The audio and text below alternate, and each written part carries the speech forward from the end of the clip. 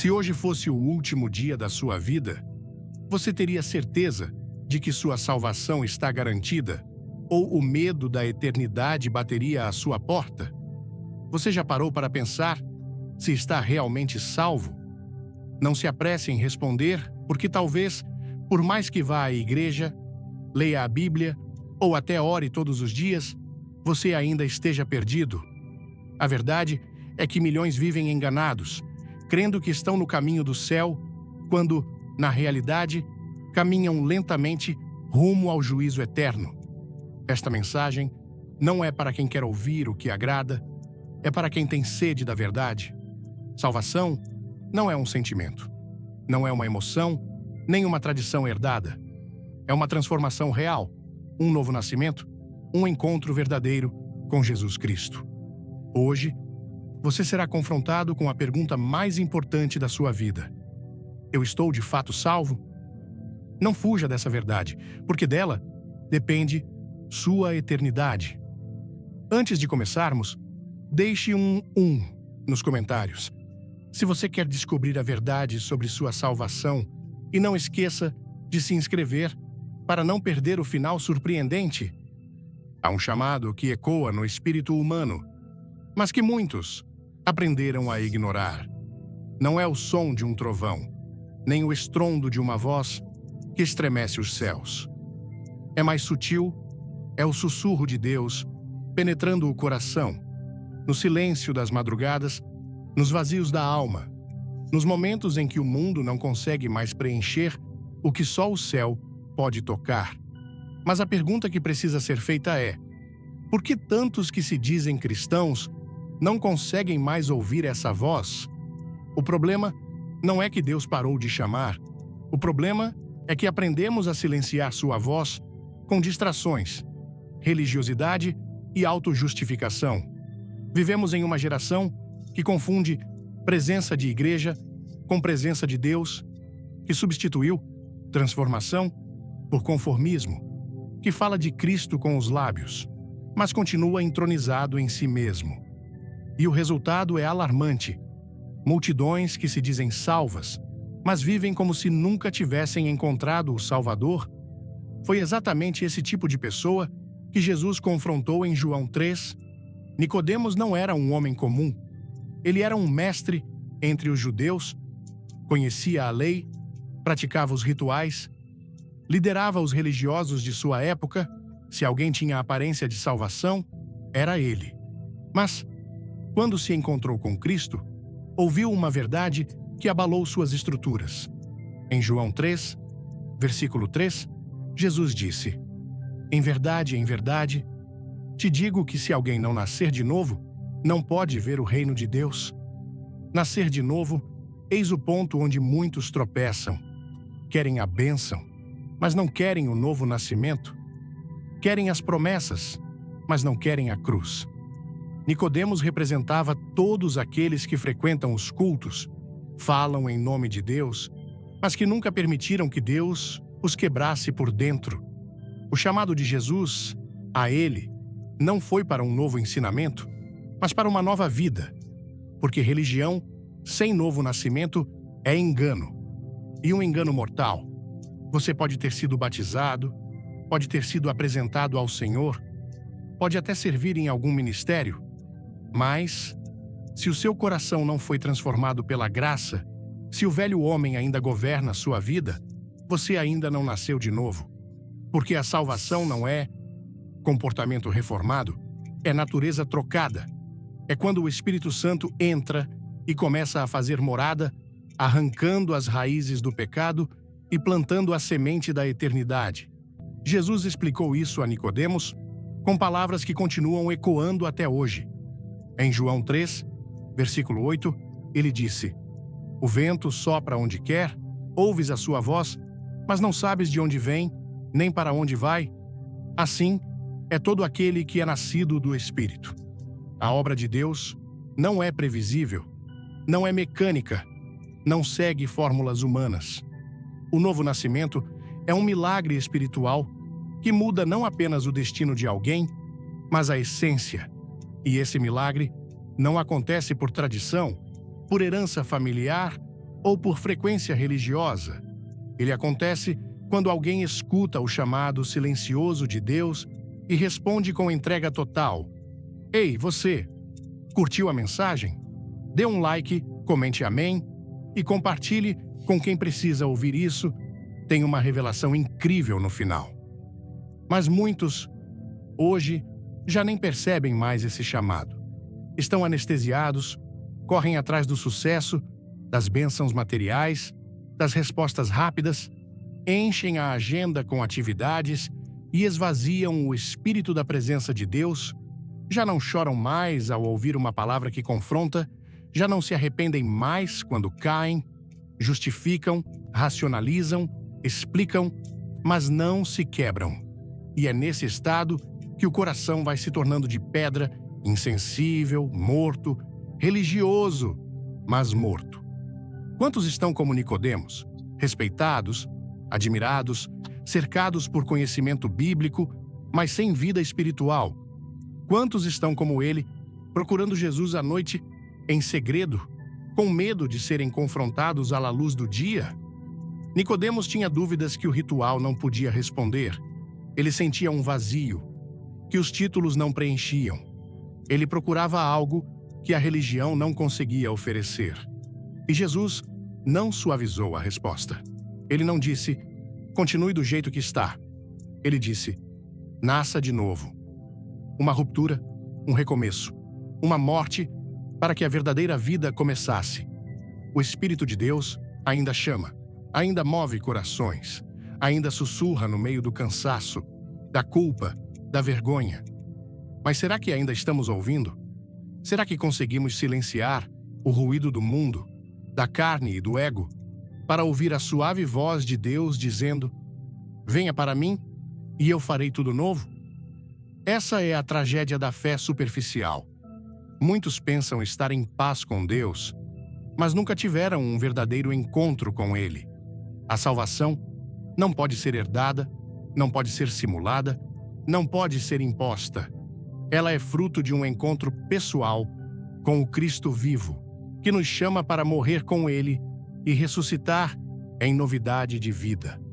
Não podemos mais ignorar esse chamado, porque cada vez que o rejeitamos, o coração se torna mais endurecido. Cada vez que adiamos a entrega, nos afastamos mais do arrependimento. E há um ponto, Deus sabe qual, em que o chamado se cala. Não porque ele desistiu, mas porque o homem fechou tanto seu coração que já não há espaço para a graça entrar. Hoje, o Espírito ainda sopra, ainda chama, ainda busca corações disponíveis para nascer de novo. Não se apegue à aparência, não se esconda atrás de cargos ou experiências passadas. Olhe para dentro de si e pergunte: eu nasci de novo? Porque essa é a única pergunta que, se não for respondida com sinceridade, pode custar sua eternidade. Há uma mentira sutil que tem se infiltrado em corações sinceros e, ao mesmo tempo, distraídos. Uma mentira que veste trajes de virtude, mas nega o poder do Evangelho. Essa mentira diz, se eu for uma boa pessoa, Deus me aceitará. Parece correto, parece justo, parece até espiritual, mas é completamente contrário à verdade da salvação, porque ninguém será salvo por ser bom. A salvação não é prêmio por bom comportamento, é milagre da graça de Deus. A Escritura é clara. Em Efésios 2 versículos 8 e 9 está escrito: porque pela graça sois salvos, mediante a fé. E isto não vem de vós, é dom de Deus. Não vem das obras, para que ninguém se glorie. Mas a mente natural luta contra isso. Há, dentro do ser humano, um desejo profundo de merecer, de provar seu valor, de apresentar a Deus algum tipo de justificativa. Mas eu ajudei os pobres, mas eu nunca roubei, mas eu sou uma pessoa honesta. E tudo isso pode até ser elogiável aos olhos dos homens, mas, aos olhos de Deus, é insuficiente. Porque a salvação não é sobre o que você faz, é sobre o que Cristo já fez por você. Isaías foi ainda mais direto. Em Isaías 64, versículo 6, ele declara: mas todos nós, somos como o imundo, e todas as nossas justiças como trapo de imundícia. Sim, até as nossas boas obras, sem Cristo, são impuras, porque vêm de um coração que, por natureza, é corrompido pelo pecado. O problema não está apenas nas ações, está na fonte, e essa fonte só pode ser purificada pelo sangue do Cordeiro. A ilustração mais vívida desse engano está em Marcos 10, quando Jesus encontra um jovem rico, um homem exemplar, religioso, observador da lei, respeitado. Ele se aproxima do mestre e pergunta: Bom mestre, que farei para herdar a vida eterna? Ele queria saber o que fazer. Ainda acreditava que a salvação era conquistada por mérito. Jesus, com sabedoria, começa testando sua obediência. Conheces os mandamentos? E o jovem, com confiança, responde: Tudo isso tenho guardado desde a minha juventude. Até aqui, ele parecia estar no caminho certo, mas o Senhor, que vê além das palavras, olhou dentro da alma daquele homem e tocou no ponto central. Em Marcos 10, versículo 21, Jesus disse: Falta-te uma coisa. Vai, vende tudo quanto tens, dá-o aos pobres e terás um tesouro no céu. Depois, vem e segue-me. Aquela foi a prova do coração, e ele falhou. O texto diz que ele se retirou triste, porque possuía muitos bens. O problema não era a riqueza, era o apego. Era a recusa em se render. O jovem queria uma fé confortável, que lhe garantisse a eternidade sem exigir transformação. Queria salvação, mas não queria entrega. Queria seguir a Deus, mas ainda ser senhor de si mesmo. Quantos hoje estão assim? Cheios de moralidade, de boas ações, de boas intenções, mas incapazes de abrir mão do que os domina por dentro. A boa conduta pode até esconder a decadência espiritual por um tempo, pode impressionar os outros, pode construir uma reputação, mas, diante de Deus, é a condição do coração que conta. O jovem rico era moralmente reto, mas espiritualmente preso. A bondade exterior não era reflexo de uma nova vida, era apenas verniz sobre uma alma não regenerada. A cruz não deixa espaço para glórias humanas. A cruz nos nivela. Ela declara que todos pecaram, que todos carecem da glória de Deus e que todos precisam de um Salvador. Ninguém subirá ao céu com medalhas no peito dizendo: Eu mereci. Subirá apenas aquele que, com humildade, reconheceu: Senhor, tem misericórdia de mim, pecador. Se esta palavra tocar seu coração, deixe um comentário com "Quero mudar" e se inscreva, porque o final deste vídeo vai te surpreender. A salvação começa no quebrantamento, não na autoconfiança. Muitos têm trocado o evangelho pela ética. Pensam que, ao evitarem pecados visíveis, já estão salvos. Mas não perceberam que a maior tragédia não é cair em pecado, é confiar em si mesmo. O fariseu da parábola, em Lucas 18, versículo 9, dizia: Graças te dou, porque não sou como os outros homens. Enquanto o publicano batia no peito e dizia: Tem misericórdia de mim, Senhor. E foi este último que desceu justificado. Jesus não veio buscar os justos, ele veio buscar os perdidos. Mas quem confia em sua própria justiça não se reconhece perdido e, por isso, rejeita o socorro da cruz. A fé salvadora começa quando cessamos de nos justificar e permitimos que Cristo seja a nossa justiça. Há algo profundamente perigoso em acreditar que ser uma boa pessoa basta. Essa crença anestesia a alma, impede o arrependimento e constrói uma falsa paz. Mas o dia virá em que muitos ouvirão: Senhor, em teu nome fizemos tantas coisas. E ele dirá, em Mateus 7, versículo 23, Nunca vos conheci. Apartai-vos de mim, vós que praticais a iniquidade. Porque o que salva não é o que você fez, é quem você se tornou pela fé em Cristo. O jovem rico não voltou. Ele saiu triste, mas não voltou. Ele viu a verdade, mas não se rendeu a ela.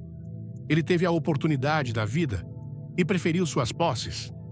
Hoje, muitos estão diante do mesmo Jesus, ouvem a mesma verdade, são convidados a se renderem, mas continuam apegados ao orgulho, à segurança material, à aparência, à reputação. E assim, recusam a única coisa que poderia salvá-los: uma entrega total. Ser bom não basta. Ser ético não basta. Ser respeitável não basta.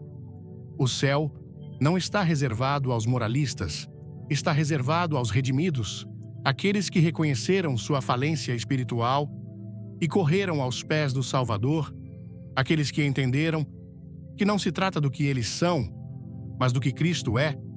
Não se trata do que fizeram, mas do que Ele fez. Não se trata de méritos humanos, mas da graça soberana. O céu não é o destino dos bons, é o destino dos perdoados, dos lavados pelo sangue, dos quebrantados, dos que entregaram tudo, como Jesus pediu ao jovem, não por obrigação, mas por amor, porque a verdadeira fé renuncia, segue e confia. Essa é a fé que salva. Essa é a fé que o Senhor espera encontrar em nós. A porta estreita, poucos entrarão. Muitos se iludem. As palavras de Jesus não foram ditas para entreter, nem para massagear o ego humano. Foram palavras de vida eterna, mas também de confronto eterno. E uma das declarações mais severas que ele fez está registrada em Lucas 13, versículo 24. Esforçai-vos por entrar pela porta estreita, porque eu vos digo que muitos procurarão entrar e não poderão. Isso não soa como o evangelho confortável que muitos estão pregando hoje. Um evangelho que promete bênção sem compromisso, céu sem arrependimento, paz sem renúncia. Mas a verdade é que a porta é estreita. Jesus nunca escondeu isso. Ele foi claro, direto, verdadeiro. Ele não diluiu o caminho. Ele o traçou com sangue, suor e lágrimas e avisou: muitos tentarão entrar, mas não conseguirão. O que significa isso? Significa que não basta querer. É necessário nascer de novo. É necessário estar preparado. A salvação é gratuita, sim, mas ela custou tudo a Jesus e exige tudo de nós. Não é pelo esforço humano, mas exige esforço espiritual. Vigilância, renúncia, obediência, fé viva. E muitos simplesmente não estão dispostos a pagar esse preço. A parábola das 10 virgens, em Mateus 25, ilustra isso. Todas tinham lamparinas. Todas estavam esperando o noivo, todas eram virgens, símbolo de separação, pureza exterior. Mas só 5 tinham azeite. A diferença não era visível até o momento decisivo. Todas pareciam estar no caminho, mas quando o noivo chegou, metade estava vazia por dentro, metade não tinha o que realmente importava: o óleo do Espírito. E o mais assustador é a frase final da parábola, quando as loucas batem na porta. O Senhor diz, em Mateus 25, versículo 12: em verdade, vos digo que não vos conheço. Não disse: vocês erraram o endereço. Não disse: vocês chegaram tarde. Disse: eu não conheço vocês. Quantos hoje estão em igrejas, levantando as mãos, cantando louvores, ouvindo sermões, participando de ministérios, mas estão vazios por dentro? Quantos vivem de aparência, de lampejos emocionais, de memórias espirituais, mas já não têm óleo, já não têm intimidade, já não têm quebrantamento? A lâmpada pode estar bonita por fora, mas o interior está seco. O perigo do evangelho raso é esse. Ele gera uma multidão de pessoas religiosas, mas não regeneradas. Pessoas que amam os benefícios de Deus, mas não querem o Deus dos benefícios. Pessoas que querem o céu, mas não suportam o caminho estreito até ele. Jesus disse que o caminho da perdição é largo, espaçoso, fácil, e muitos entram por ele. Mas a porta da vida é estreita, apertada, exigente, e poucos a encontram. Repare que ele não disse poucos querem, mas sim poucos encontram. Porque muitos estão procurando no lugar errado, estão buscando aceitação nos aplausos, segurança na rotina religiosa, salvação nas emoções. Mas a porta estreita só é achada por aqueles que buscam com sinceridade, com quebrantamento, com sede real por Deus. Essa porta é estreita porque ela só permite uma coisa passar por ela: o coração entregue. Não passa o orgulho, não passa o pecado estimado, não passa o apego ao mundo, não passa a religiosidade vazia. Só passa o homem quebrado, redimido, que abandonou tudo para seguir o Mestre. E isso não se compra, isso não se herda, isso não se imita, isso se vive. Muitos dizem: mas eu sou da igreja desde criança, eu tenho cargos espirituais, já vivi tantas experiências com Deus. Mas isso, por si só, não é azeite. A presença do Espírito Santo se revela em transformação contínua, em frutos, em santidade, em obediência. Não é o passado que garante o futuro, é a fidelidade de hoje que mostra se estamos prontos para o noivo. A tragédia das virgens loucas foi pensar que haveria tempo, que poderiam improvisar, que poderiam resolver depois, mas a porta se fechou. E o que Jesus está dizendo é que a eternidade não espera. O tempo da preparação é agora. O tempo da vigilância é hoje. A hora de buscar azeite é enquanto ainda se ouve a voz do Espírito. Existe um falso senso de segurança que está levando milhares ao engano. Um senso que diz: Deus é amor, Ele vai entender, Ele não me deixaria de fora. Mas a verdade é que Deus é justo e Ele já deixou claro o caminho. Ele não muda seu padrão por causa das nossas desculpas. Ele não adapta o Evangelho às nossas vontades. Ele permanece santo, imutável, soberano. Ele não aceita metade da entrega, Ele quer tudo. Antes de tudo, clique no like se você busca a verdade, comente 2 para apoiar a mensagem e fique até o fim para uma surpresa especial. E quando Ele voltar, e Ele voltará, a porta se fechará. Não haverá mais tempo para comprar azeite, não haverá mais oportunidade para consertos, não haverá mais espaço para desculpas. Haverá apenas 2 posições possíveis: dentro, com o noivo, ou fora, com as lâmpadas vazias. E onde você estará? Esta é a pergunta que precisamos fazer antes que seja tarde, porque a ilusão da religiosidade pode ser doce agora, mas será amarga na eternidade.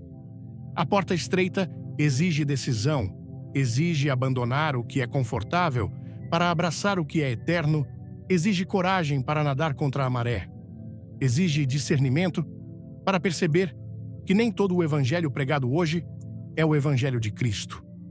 A porta estreita ainda está aberta, mas ela não estará aberta para sempre. O tempo da graça é agora. O chamado de Deus ainda ecoa, mas a decisão precisa ser sua. O noivo está chegando, e ele não virá buscar aparência. Ele virá buscar quem tem azeite, quem está pronto, quem o ama, mais do que ama a si mesmo. Que não sejamos achados entre os que ficaram do lado de fora, que não sejamos contados entre os que ouviram, mas não vigiaram. Que estejamos entre os que mantêm a lâmpada acesa, o coração rendido e o Espírito Santo habitando plenamente dentro de nós. Porque no fim, não importa se todos pensam que você está pronto, importa se o noivo reconhece você como dele. E só os que têm o azeite da verdadeira salvação entrarão. O peso do arrependimento, sem ele, não há vida eterna. O que separa o homem de Deus não é apenas o pecado cometido, mas o orgulho que se recusa a reconhecê-lo. E é por isso que o arrependimento é o divisor de águas entre a vida e a morte espiritual. Ele não é uma formalidade, não é uma simples confissão repetida da boca para fora. Arrependimento verdadeiro é quebrantamento, é dor da alma diante da santidade de Deus, é uma decisão radical de abandonar o pecado e seguir pela estrada da santidade. Na cultura espiritual atual, muitos têm reduzido o arrependimento a uma emoção momentânea. choram durante o louvor, sentem culpa durante a pregação, fazem promessas em momentos de crise, mas saem da igreja e voltam a viver exatamente como antes. Isso não é arrependimento, isso é apenas remorso. E o remorso não salva.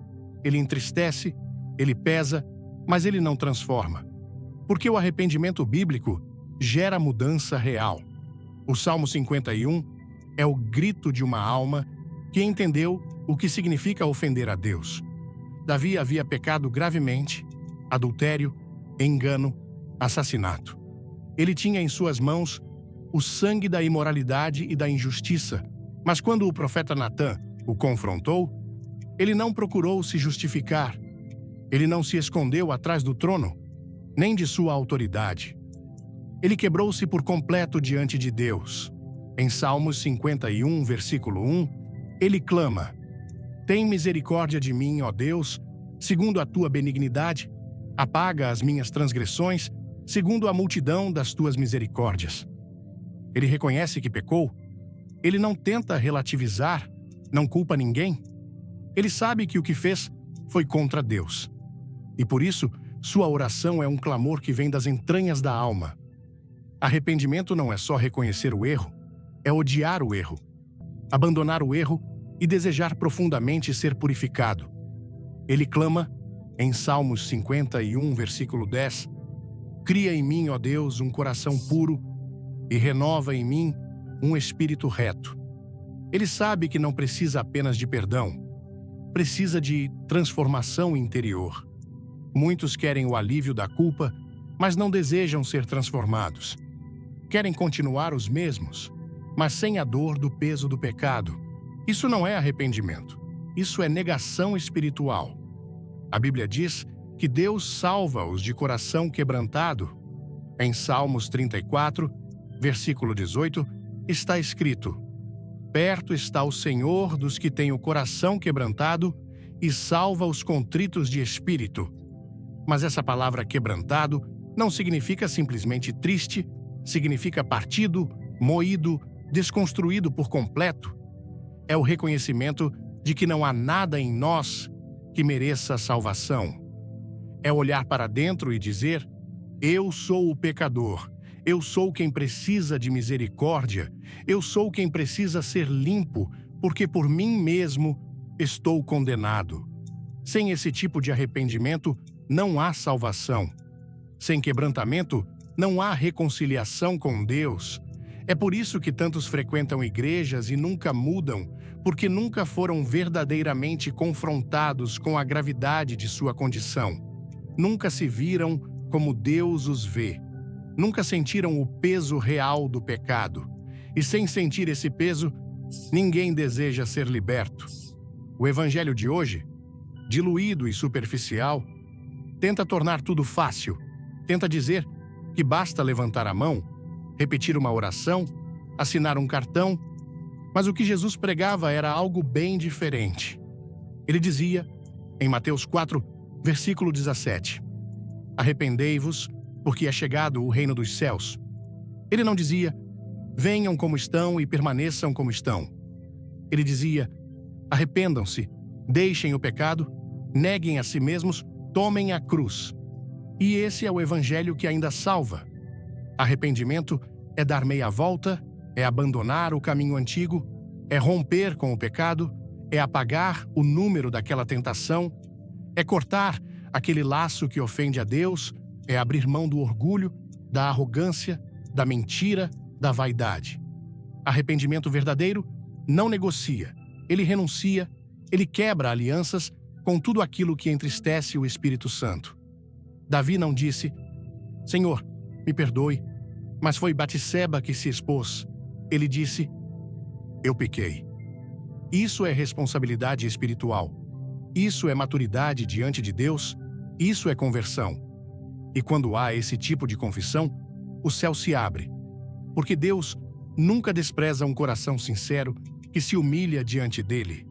Mas o que temos visto hoje é uma geração que justifica seus erros, que suaviza o pecado, que transforma adultério em fraqueza, mentira em estratégia, orgulho em autoestima. E enquanto não houver verdade, não haverá libertação. Porque Jesus disse, em João 8, versículo 32, e conhecereis a verdade, e a verdade vos libertará. Mas a verdade fere antes de curar, e só quem aceita ser ferido pela espada da palavra é que experimenta a cura da graça. A salvação não é um sentimento, não é uma decisão emocional, é uma mudança de vida, e essa mudança começa com um arrependimento genuíno. Vamos lá? Se você quer saber quem será salvo, deixe um salvo. Nos comentários, se inscreva e não perca o final, que vai mexer com você. Quando alguém entende que ofendeu ao Deus Santo, que foi cúmplice do mal, que carregava sobre si uma culpa eterna e que, mesmo assim, Deus oferece perdão completo através do sangue de Jesus, isso quebra qualquer coração arrogante, isso faz cair de joelhos, isso nos coloca no chão. E é aí, no chão, que Deus começa a nos levantar. É ali, no lugar da humilhação, que Ele derrama o azeite da cura. É ali, na lágrima sincera, que Ele planta a semente da nova vida. Mas sem arrependimento, tudo o que temos é emoção. Emoção que passa, emoção que não muda, emoção que nos faz voltar aos mesmos pecados, aos mesmos ciclos, aos mesmos erros. Só o arrependimento liberta, só o arrependimento regenera, só o arrependimento salva. E se hoje o Espírito Santo está tocando a sua consciência, não endureça seu coração, não racionalize, não adie, não corra para as desculpas. Corra para o altar, corra para o arrependimento, porque é ali que a salvação começa. É ali que a velha criatura morre e a nova nasce. É ali que o passado é enterrado e o futuro eterno começa. Arrependa-se enquanto ainda há tempo, porque sem arrependimento não há vida eterna. A cruz de Cristo continua sendo o ponto de divisão entre os que vivem e os que morrem espiritualmente. Ela não é apenas um símbolo da fé cristã, ela é o coração do Evangelho. É na cruz que a justiça de Deus e a misericórdia se encontram. É na cruz que a ira contra o pecado é satisfeita e o amor pelo pecador é plenamente revelado. E é por isso que não existe salvação fora da cruz de Jesus. Muitos procuram alternativas. Alguns confiam em filosofias. Outros se apegam a tradições. Há quem se perca em espiritualidades vazias, acreditando que todos os caminhos levam a Deus. Mas Jesus foi categórico, inegociável, claro como o sol do meio-dia. Em João 14, versículo 6, ele declarou: Eu sou o caminho, a verdade e a vida. Ninguém vem ao Pai, senão por mim. Ele não disse ser um dos caminhos. Ele não disse que seria uma possibilidade. Ele disse ser o único, porque só Ele morreu por nossos pecados, só Ele carregou a culpa da humanidade, só Ele ressuscitou ao terceiro dia e só Ele está vivo para interceder por nós junto ao Pai. Qualquer tentativa de alcançar a salvação sem passar pela cruz é um insulto ao sacrifício do Cordeiro. A salvação não é uma escada construída por boas obras, é um resgate realizado por um Salvador. E esse resgate teve um preço altíssimo: o sangue do Filho de Deus. Em seu corpo moído, a ira divina contra o pecado foi plenamente satisfeita. Ele não foi morto por causa de uma conspiração política. Ele entregou-se voluntariamente, sabendo que só através da sua morte haveria vida para nós. Na cruz, aconteceu a substituição mais radical da história. Jesus, o justo, tomou o lugar dos injustos. Nós merecíamos a condenação. Nós éramos os culpados, mas Ele se colocou entre nós e a eternidade, dizendo, em Lucas 23, versículo 34, Pai, perdoa-lhes, porque não sabem o que fazem. Ele nos substituiu, pagou nossa dívida, suportou nossa culpa, e tudo isso por graça. Mas não pense que a cruz é algo passivo ou superficial. A cruz exige uma resposta. Ela é o confronto mais direto com a nossa arrogância, porque ela diz que não somos capazes de nos salvar, que somos devedores, que precisamos ser lavados por um sangue que não é nosso, e isso fere o orgulho humano.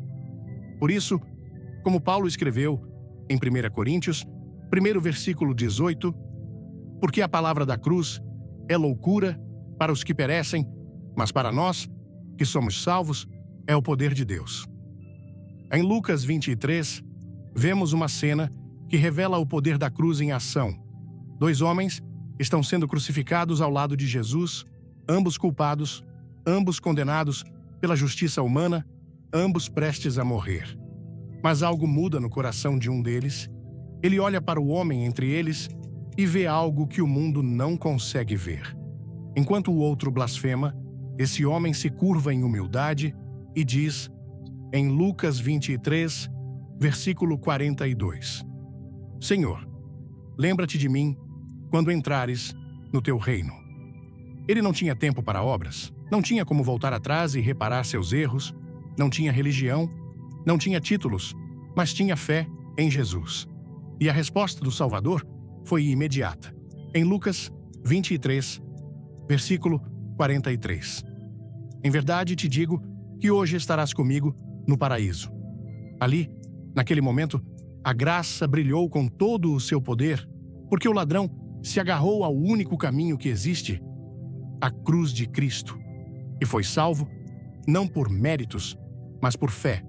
Aquele homem, pendurado entre o céu e a terra, nos ensina que não há caso perdido quando alguém se rende ao Cordeiro de Deus. Enquanto há vida, há esperança, se houver arrependimento e fé no sacrifício de Jesus. Mas o que dizer de tantos, hoje, que desprezam essa verdade, que tentam somar à cruz suas próprias obras, seus próprios méritos, suas próprias filosofias? Isso não é evangelho. Isso é orgulho espiritual. A cruz não precisa de complementos. Ela é suficiente. O sangue de Jesus é mais do que capaz de perdoar, justificar e regenerar qualquer pessoa que venha a Ele com fé sincera. Não há atalhos, não há substitutos, não há caminhos paralelos. Nenhum líder religioso, nenhum sistema doutrinário, nenhuma instituição pode salvar. A salvação não é herdada, comprada ou merecida, é recebida pela fé, exclusivamente através da cruz. Por isso, não é à toa que o inimigo odeia a cruz. Ele não teme os símbolos, ele não teme discursos religiosos, mas ele treme diante do nome de Jesus, proclamado com fé, porque sabe que a cruz foi a sua derrota definitiva. O Calvário foi o lugar onde o poder do pecado foi quebrado, foi ali que o véu se rasgou, foi ali que o caminho para o Pai foi aberto, foi ali que os nossos nomes puderam ser escritos no livro da vida. Se você tentar construir sua fé sobre outra base, ela cairá. Se tentar seguir a Cristo sem passar pelo Gólgota, você apenas estará praticando uma religião morta. Mas se você crer, se você se render, se você reconhecer que só a cruz pode te salvar, então você será liberto. Porque onde o sangue de Jesus é aplicado, a condenação não pode permanecer. A cruz não foi um acidente. Ela foi o plano eterno de Deus, desde antes da fundação do mundo. O Cordeiro já estava preparado. Tudo o que foi anunciado pelos profetas apontava para aquele madeiro. E agora, tudo o que temos, perdão, reconciliação, paz, vida eterna, fluem daquele mesmo lugar de dor e redenção. Por isso, pare de procurar fora da cruz aquilo que só a cruz pode oferecer. Pare de tentar construir sua salvação com as próprias mãos. Isso só vai te cansar e te frustrar. A única obra que salva já foi concluída. Em João 19, versículo 30, Jesus proclamou: "Está consumado." Essas palavras foram ditas não como um suspiro de derrota, mas como o brado final de uma vitória eterna. Você não precisa entender tudo, mas precisa crer. Crer que Ele morreu por você, crer que seu sangue é suficiente, crer que sem Ele você está perdido. Mas com Ele, você é salvo, limpo, amado e chamado para a eternidade. Não negligencie essa verdade, não trate a cruz com indiferença, porque diante dela, todo joelho se dobrará, uns para a vida, outros para o juízo. Que você seja contado entre os que se dobram agora, em reverência, em fé, em entrega, porque quem se rende à cruz encontra a vida, quem rejeita, caminha para a morte, e não há meio termo. Cristo é o único caminho. A cruz é a única ponte. O sangue é o único remédio. A salvação é obra exclusiva da graça de Deus e o tempo de crer é agora. Há uma pergunta que ecoa como um espelho espiritual diante de cada cristão que confessa a fé em Jesus. Se a minha fé é verdadeira, onde estão os frutos dela? Não se trata de aparência, de discursos religiosos ou de emoções vividas no culto. Trata-se de evidência, porque a fé verdadeira deixa marcas visíveis. E uma fé que não transforma, não salva. Jesus foi muito claro em Mateus 7, versículo 21. Nem todo o que me diz, Senhor, Senhor, entrará no reino dos céus, mas aquele que faz a vontade de meu Pai, que está nos céus. Ele está falando de pessoas que conheciam o nome dele, que o chamavam, que talvez até o adoravam com palavras, mas não faziam a vontade de Deus, e por isso foram rejeitadas. A salvação é pela graça, sim, mas a graça que salva nunca deixa alguém do mesmo jeito. Ela muda a raiz, e essa nova raiz sempre produz um novo fruto. Jesus continuou dizendo, em Mateus 7, versículo 20, pelos seus frutos os conhecereis. Ele usou a imagem de duas árvores, uma boa e uma má. A boa árvore produz fruto bom, a má, fruto mau. E a distinção não está no discurso das árvores, mas nos frutos que elas manifestam. É aqui que precisamos ser confrontados com seriedade. Não basta saber versículos, não basta dizer que crê. A fé verdadeira reorganiza a vida, transforma o caráter, redefine as escolhas. Se alguém diz que foi salvo, mas continua mentindo, traindo, odiando, vivendo para si mesmo, então algo está errado. Porque a salvação que vem de Deus gera o fruto do Espírito de Deus. Em Gálatas 5, versículos 22 e 23, está escrito: mas o fruto do Espírito é amor, alegria, paz, longanimidade, benignidade, bondade, fidelidade, mansidão, domínio próprio. Essas virtudes não são produzidas pelo esforço humano, mas são o resultado da vida de Cristo fluindo em nós. Quando alguém nasce de novo, o Espírito passa a habitar nele, e ele começa a produzir esse fruto. Não de forma perfeita, mas de forma crescente. Não se trata de uma mudança instantânea de comportamento externo, mas de uma transformação contínua e crescente do interior. Quem é salvo não vive mais segundo a carne, mas começa a andar segundo o Espírito. Isso se manifesta nas atitudes, no perdão oferecido, no amor ao próximo, no controle da língua, na humildade, na fidelidade no casamento, na integridade quando ninguém está olhando. A raiz da fé genuína produz fruto visível. Se alguém diz que ama a Deus, mas odeia o irmão, mente. Se alguém diz que é salvo, mas não perdoa, não serve, não se santifica, está se enganando. Porque a fé, sem obras, é morta. Como diz Tiago 2, versículo 26, porque assim como o corpo sem espírito é morto, assim também a fé sem obras é morta. Não porque as obras nos salvam, mas porque a salvação verdadeira produz obras naturalmente. É impossível estar cheio do Espírito e não transbordar em ações que refletem o caráter de Cristo.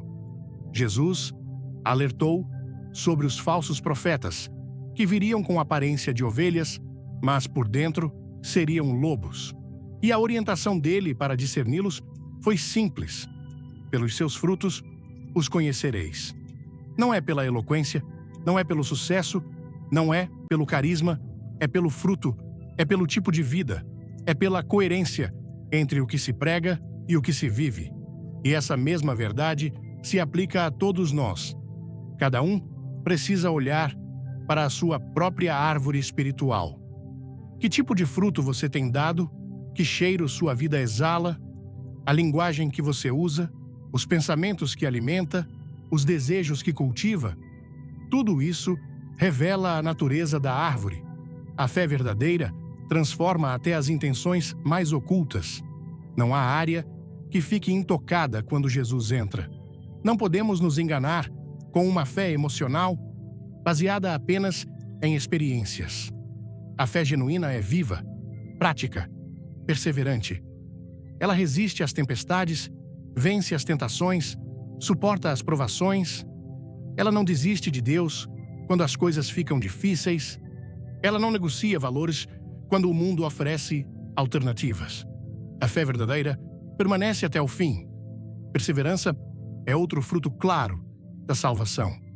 Muitos começam bem, mas não continuam. Ficam pelo caminho. Trocam o eterno pelo momentâneo. Mas quem foi realmente alcançado pela graça segue adiante, mesmo ferido, mesmo cansado, mesmo em meio às lágrimas. Ele não retrocede, porque sabe em quem tem crido e reconhece que só há vida em Cristo. Não é sobre perfeição, é sobre direção. Quem é salvo pode cair, mas não permanece no chão. Pode errar, mas não se acomoda no erro. Pode fraquejar, mas não abandona a fé. Porque o Espírito Santo que habita nele não o deixa confortável no pecado. Ele convence, corrige, disciplina e restaura. E essa ação contínua do Espírito é mais uma evidência da salvação. Há também uma fome pela presença de Deus. Quem é salvo deseja Deus mais do que o mundo. Ama a palavra, busca a oração, sente saudade da comunhão com o Pai. O coração regenerado tem sede de justiça, não de aprovação humana. Tem prazer na obediência, não na aparência. Não vive para impressionar, mas para agradar aquele que o resgatou. E o amor é o maior de todos os frutos, não um amor romântico ou interesseiro, mas o amor que perdoa, serve, suporta, entrega, se sacrifica. Jesus disse, em João 13, versículo 35, "Nisto conhecerão todos que sois meus discípulos, se tiverdes amor uns pelos outros." Isso é um sinal público de que pertencemos a Ele. O amor verdadeiro é a prova de que fomos tocados por uma graça que nos ensinou a olhar o próximo com os olhos de Cristo. Se sua fé não produz frutos, não se acomode. Examine-se. Clame a Deus por um coração regenerado. Peça que Ele arranque qualquer raiz estranha e plante em você a vida dele. Porque ninguém pode viver como salvo sem antes ter sido salvo. E ninguém que foi salvo permanece estéril. O ramo enxertado na videira sempre floresce, mesmo nos desertos. O céu não está reservado para os que apenas levantaram a mão em um culto. Está reservado para os que se tornaram novas criaturas, para os que deixaram o velho homem para trás, para os que vivem como quem foi redimido. Uma vida cheia de frutos é uma vida cheia de Cristo, e onde Ele reina, os frutos são inevitáveis. Que você se examine com temor e sinceridade, não para se condenar, mas para se alinhar. Ainda há tempo, ainda há graça, ainda há o toque do Espírito. E se hoje você ouvir essa voz, não endureça o coração, porque quem é salvo, vive como salvo. E quem vive como salvo, já experimenta, aqui na terra, o gosto da eternidade. Chegará o momento em que todas as vozes se calarão, todos os argumentos cairão por terra, e o tempo deixará de existir. Será o grande dia da separação, um dia que não pode ser adiado, ignorado ou revogado. A palavra de Deus declara com clareza, em Mateus 25, versículos 31 e 32. Quando vier o Filho do Homem na sua glória, e todos os anjos com ele, então se assentará no trono da sua glória, e todas as nações serão reunidas diante dele, e ele separará uns dos outros, como o pastor separa as ovelhas dos bodes. Não será um julgamento coletivo, mas pessoal. Cada alma será trazida diante do trono, Cada vida será revista, cada obra será pesada. E a grande pergunta não será: você foi conhecido na terra? Mas sim, você foi conhecido do céu? Porque naquele dia não importará o número de seguidores, os anos de igreja, os títulos adquiridos, nem os dons manifestados. Importará apenas uma coisa: você foi achado em Cristo. Jesus disse que haverá separação, não entre ricos e pobres, não entre influentes e esquecidos, mas entre os que são dele e os que não são. As ovelhas à sua direita ouvirão em Mateus 25, versículo 34. Vinde, benditos de meu Pai, possuí por herança o reino que vos está preparado desde a fundação do mundo. Os bodes à esquerda ouvirão em Mateus 25, versículo 41. Apartai-vos de mim, malditos, para o fogo eterno, preparado para o diabo e seus anjos. E essa separação não será injusta, será exata, santa, definitiva. Neste momento da história, vivemos o tempo da graça, o tempo da porta aberta, o tempo em que o sangue de Jesus clama por perdão e restauração. Mas o tempo da graça tem um limite, ele não durará para sempre. Quando o rei se levantar, não haverá mais convite, haverá julgamento. Jesus contou outra parábola que deve estremecer qualquer coração acomodado. Em Mateus 22, ele fala de um rei que preparou um grande banquete. Os convidados foram chamados, mas muitos recusaram, zombaram, desprezaram. Então, o rei mandou chamar outros, bons e maus, das ruas, das esquinas, dos lugares esquecidos. A sala do banquete se encheu. Mas então, ao passar entre os convidados, o rei viu um homem sem vestes nupciais e perguntou em Mateus 22, versículo 12. Amigo, como entraste aqui sem as vestes apropriadas? O homem emudeceu. E o rei disse, em Mateus 22, versículo 13. Amarrai-o de pés e mãos e lançai-o nas trevas exteriores. Ali haverá choro e ranger de dentes. O homem estava no lugar certo, mas sem a preparação certa. Participou do culto, talvez, ouviu as mensagens, talvez, mas não foi revestido de Cristo, não foi transformado, não havia nascido de novo e, por isso, foi lançado fora. Essa é a última verdade que muitos não querem ouvir. Há pessoas dentro da igreja que não estarão no reino. Você pode estar no meio dos convidados, mas ainda não ter respondido ao chamado com arrependimento e fé. Pode estar rodeado de luzes espirituais, mas ainda viver em trevas interiores. A veste nupcial não é a aparência religiosa, é o sangue do Cordeiro que purifica e cobre o pecador arrependido. É a nova natureza que nasce quando alguém entrega tudo a Jesus e passa a viver para a glória de Deus. O dia virá e nada será oculto. Os olhos do justo juiz atravessarão o que os homens não veem. Ele não será enganado por palavras. Ele não se impressionará com discursos.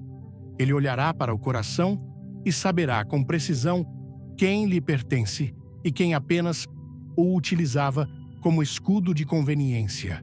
E nessa hora, não haverá mais tempo para consertos. O livro da vida será aberto, e só estarão escritos ali os nomes dos que nasceram de novo e permaneceram em Cristo. Talvez você tenha adiado esse momento. Talvez tenha pensado, ainda tenho tempo. Mas ouça com seriedade. Você não tem controle sobre o amanhã. Sua alma é eterna, mas sua vida na terra é um sopro. O convite do céu é real, mas ele requer resposta, não resposta emocional, nem religiosa, resposta espiritual, baseada na rendição total a Jesus. Não se iluda com a ideia de que Deus entende tudo. Deus entende sim, mas ele também julga com justiça, e justiça exige separação.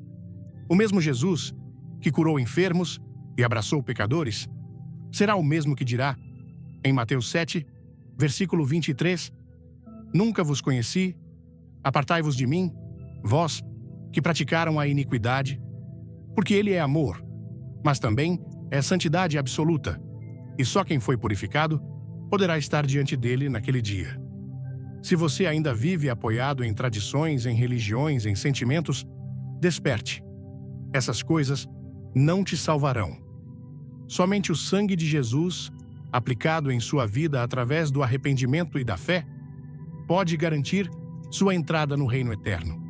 Não há segunda chance após a morte, não há purgatório, não há oração que mude o destino de quem partiu sem Cristo. A decisão é agora, e ela é eterna. Paulo escreveu com urgência, em 2 Coríntios 6, versículo 2. Eis agora o tempo aceitável, eis agora o dia da salvação. Não é amanhã, não é quando tudo melhorar, é agora. É enquanto o Espírito ainda fala ao seu coração. É enquanto você ainda sente o chamado batendo à porta da sua alma. Porque se você continuar adiando, pode acontecer de você cruzar a eternidade sem estar preparado. E naquele dia, nem lágrimas, nem justificativas, nem argumentos serão suficientes. O único que poderá te defender diante do Pai será Jesus, se você estiver nele, se você estiver vestido com sua justiça, se tiver vivido como alguém que foi salvo. O reino de Deus é preparado para quem o ama de verdade, para quem renunciou o mundo, para quem viveu com os olhos na eternidade, ouvir a mensagem, a verdade que ninguém te contou sobre sua salvação. Quem será salvo? De Billy Graham, foi como olhar para um espelho espiritual que revelou não apenas quem eu sou, mas quem eu deveria ser diante de Deus. Essa palavra, tão direta e poderosa, tocou profundamente meu coração, como se o próprio Espírito Santo estivesse sussurrando ao meu ouvido, pedindo que eu parasse, refletisse e tomasse uma decisão.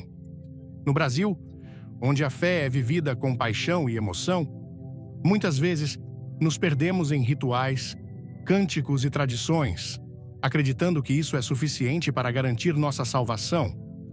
Mas a mensagem de Graham é um grito de alerta. A salvação não é sobre o que fazemos por fora, mas sobre o que Deus transforma por dentro. O chamado para nascer de novo, João 3,3, não é apenas uma frase bonita, é uma exigência divina que nos convida a abandonar o orgulho, a religiosidade vazia e a autoconfiança para nos rendermos completamente a Cristo. Essa verdade me confrontou de forma avassaladora, porque percebi que muitas vezes confundi frequência à igreja com intimidade com Deus e boas ações com uma vida regenerada.